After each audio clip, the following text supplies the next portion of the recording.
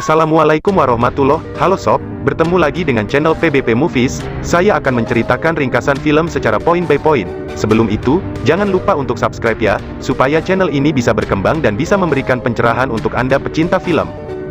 Virupaksha adalah sebuah film misteri horor supranatural berbahasa Telugu India, tahun 2023 yang diperankan oleh aktor Sai Dharam-Tej bersama Samyukta Menon. Film ini mengisahkan tentang teror kematian yang dialami penduduk desa Rudravadam. Cerita dimulai pada suatu malam di tahun 1979.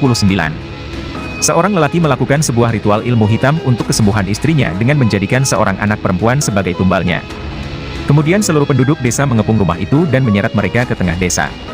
Penduduk desa mengikat mereka di sebuah pohon. Anak lelaki mereka hanya bisa berteriak memanggil orang tuanya tanpa bisa melakukan apa-apa. Kemudian penduduk desa membakar mereka hidup-hidup. Esok harinya, warga desa ingin mengusir anak penyihir itu. Akhirnya, kepala desa bernama Hari Chandra Prasad mengirim anak itu ke panti asuhan di luar kota. Saat ditinggalkan, anak itu terlihat merapalkan mantra. 12 tahun kemudian, seorang lelaki tua sedang memantau ladang padinya di malam hari. Saat sedang berkeliling, ia melihat sekumpulan gagak di langit. Satu gagak diam di atas orang-orangan sawah. Kemudian gagak tersebut menyerang lelaki tua itu. Tiba-tiba lelaki tua itu berjalan seperti terkena sihir, mengikuti kemana arah gagak itu terbang. Esok paginya anak dari lelaki tua itu mencari ayahnya. Namun, sang ayah tidak ditemukan. Sebuah mobil melaju menuju perkampungan. Surya dan ibunya ditemani teman Surya hendak mengunjungi keluarganya di desa Rudravadam. Tiba-tiba seekor gagak menabrak mobilnya. Sang ibu cemas karena ia merasa bahwa gagak itu adalah pertanda buruk. Namun, Surya tidak mempedulikan hal semacam itu. Mereka pun melanjutkan perjalanan dan tiba di desa. Di sana ia memiliki sepupu perempuan bernama Parwati yang sudah menikah dan memiliki seorang anak. Malam harinya, Surya bertemu seorang gadis yang sedang mencuri ayam tetangganya. Esoknya, mereka bertamu ke rumah kepala desa Hari Chandra Pratap. Di sana Surya bertemu lagi dengan gadis semalam. Ternyata ia adalah anak dari Hari Chandra Prasad bernama Nandini. Nandini mempunyai penyakit kejang-kejang sejak kecil. Ia membutuhkan suntikan obat setiap minggunya agar penyakitnya tidak kambuh terus. Saat berjalan-jalan di desa, Surya memergoki seorang gadis yang sedang bertemu diam-diam dengan seorang pemuda di desa. Gadis itu bernama Suda, teman Nandini, dan seorang pemuda bernama Kumar, penduduk dari desa lain. Suda akan dinikahkan oleh orang tuanya dengan orang yang tidak ia cintai, oleh karena itu mereka membuat rencana untuk kabur dan menikah di tempat lain. Nandini mendukungnya. Surya pun mengambil kesempatan pertemuan Suda dan Kumar untuk terus bertemu dengan Nandini. Di rumah Parwati, ibu Surya memberikan hadiah sebuah sari dan sertifikat rumah untuk Parwati. Nandini merasa sedih karena mengingat ibunya yang telah meninggal. Ia pun pamit pulang. Parwati menyuruh Surya mengantarkannya. Di tengah perjalanan, Surya melamar Nandini. Ia berjanji akan mengembalikan kasih sayang seorang ibu kepada Nandini melalui ibunya. Nandini tidak bisa berkata-kata. Surya memberi waktu kepada Nandini untuk menjawab lamarannya sebelum ia kembali ke kota. Lelaki tua yang terkena sihir di malam itu sempat hilang selama seminggu. Kini ia kembali ke desa. Penduduk desa yang sedang mengadakan perayaan di dekat kuil, heran dengan kedatangan lelaki tua tersebut yang bertingkah sangat aneh. Lelaki tua tersebut berjalan menuju kuil dan memasukinya, tiba-tiba, ia muntah darah dan mati di dalam kuil. Sang pendeta mengatakan bahwa akan ada hal buruk yang akan terjadi kepada mereka. Ia pun menyuruh penduduk desa menutup atau menyegel area desa di 8 titik selama 8 hari. Penduduk desa di sana tidak boleh keluar dari desa dan penduduk luar tidak boleh memasuki desa mereka. Meski ada pertentangan di antara warga, akhirnya desa pun disegel dengan sebuah tali dan mantra. Karena Surya dan ibunya sudah 15 tahun tidak tinggal di desa, pendeta menyarankan mereka untuk pergi. Surya pun pergi dari desa itu. Nandini mengetahui Surya akan kembali ke kota, ia hendak pergi menyusul Surya untuk memberi jawaban atas lamaran Surya kepadanya. Namun, tiba-tiba saja penyakit kejangnya kambuh. Botol obatnya tak sengaja pecah. Dokter pun menyuruh asistennya yang berada di luar desa untuk membawakan obat sebelum desa disegel. Ternyata si asisten mengalami kecelakaan di tengah jalan. Asisten tersebut bertemu dengan rombongan Surya dan mengatakan perihal kondisi Nandini. Tanpa berpikir panjang, Surya kembali ke desa membawa obat untuk Nandini. Akhirnya Nandini bisa diselamatkan. Malam harinya, Suda pergi keluar dari desa. Ia hendak melarikan diri bersama Kumar. Mereka bertemu di stasiun kereta. Suda masih ragu apa Kumar akan menjaganya jika mereka kawin lari. Namun, Kumar meyakinkan Suda bahwa ia akan menjaganya. Secepat kilat kereta menabrak Kumar, tepat di depan mata Suda. Suda syok melihat kekasihnya mati di depan matanya. Ia pun pergi begitu saja dari stasiun. Sudah memasuki hutan.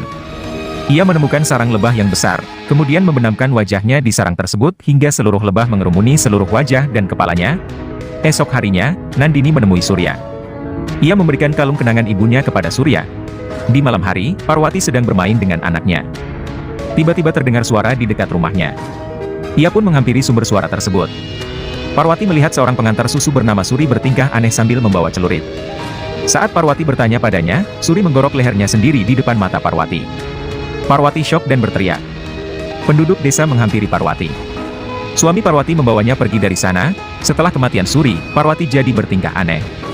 Tiba-tiba ia berjalan ke dapur dan mengambil sebuah jarum yang besar, kemudian menusukkannya ke telinga kanannya. Kurang dari 24 jam telah terjadi 2 kematian hingga membuat penduduk desa cemas. Surya merasa bahwa sepupunya tidak bunuh diri.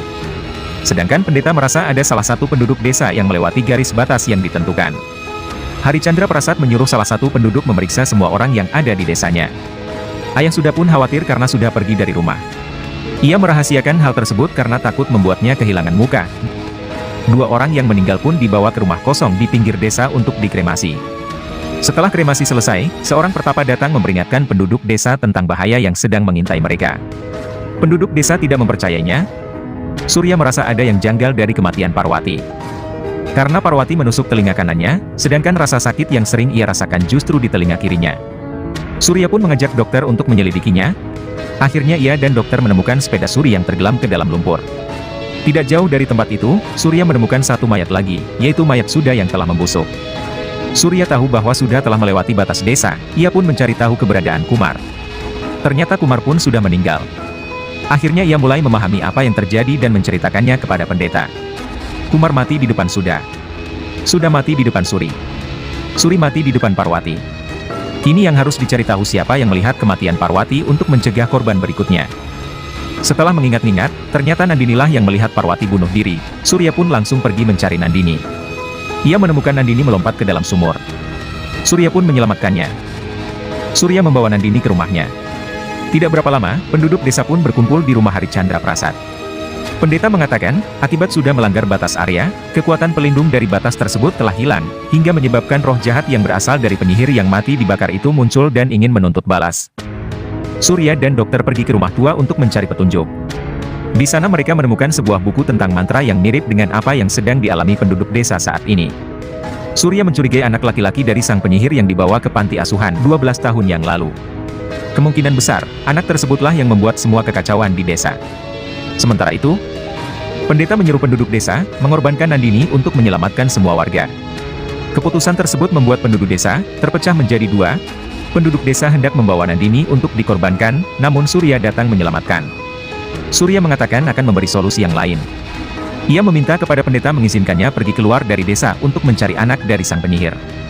Pendeta memberi Surya waktu 8 jam sebelum gerhana, karena di waktu itu Nandini akan dibakar hidup-hidup di dalam peti sebagai pengorbanan. Saat hendak keluar desa, penduduk desa tetangga menghalangi Surya. Mereka takut jika Surya keluar, kutukan itu akan menyebar kepada mereka. Surya menekan pedal gas dan menabrak penghalang jalan yang dipasang penduduk desa tetangga. Ia pun pergi dari desa. Penduduk luar mengejarnya. Salah satu penduduk terkena gigitan ular, kemudian mati seketika. Penduduk desa tetangga menganggap orang itu mati karena kutukan. Surya mendatangi panti tempat anak penyihir, Venkata dirawat. Seorang penjaga panti mengatakan bahwa panti tersebut sudah ditutup sejak 7 tahun yang lalu. Surya menanyakan Bhairava, anak dari Venkata yang dirawat di panti. Penjaga membawanya pada pemilik panti. Istri pemilik panti menceritakan bahwa Bhairava berbeda dari anak panti lainnya. Ia tidak pernah bicara, hanya melafalkan mantra-mantra dalam keadaan apapun. Saat malam hari, Bhairava tidak tidur di panti, melainkan pergi ke hutan dan melafalkan mantra. Suatu malam, Bhairava pergi keluar panti. Ia ditegur oleh pemilik panti, namun Bhairava membuat pemilik panti lumpuh, kemudian kabur. Sejak malam itu, Bhairava tidak pernah terlihat lagi.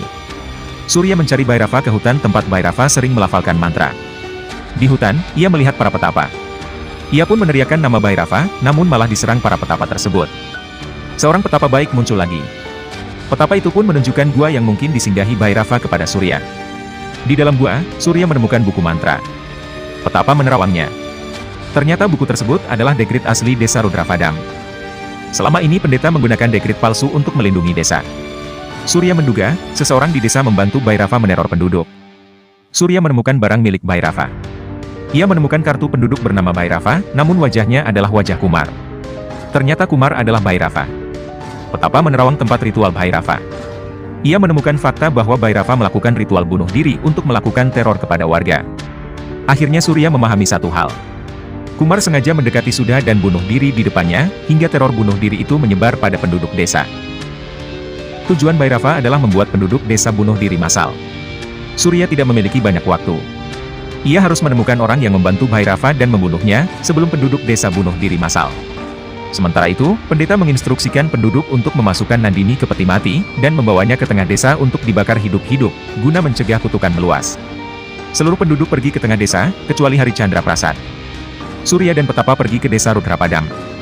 Di tengah jalan, mobil menabrak batu yang menghalangi jalan hingga terguling. Sementara itu, di tengah desa, penduduk tengah mempersiapkan pengorbanan. Satu persatu penduduk meneteskan darahnya ke kapak sebagai syarat untuk terbebas dari kutukan. Surya keluar dari mobil, kemudian menyelamatkan Petapa. Para penduduk desa tetangga datang menghadang. Surya menyuruh Petapa pergi ke desa dan menyelamatkan Nandini beserta penduduk desa, sementara Surya menghadapi para penduduk luar desa.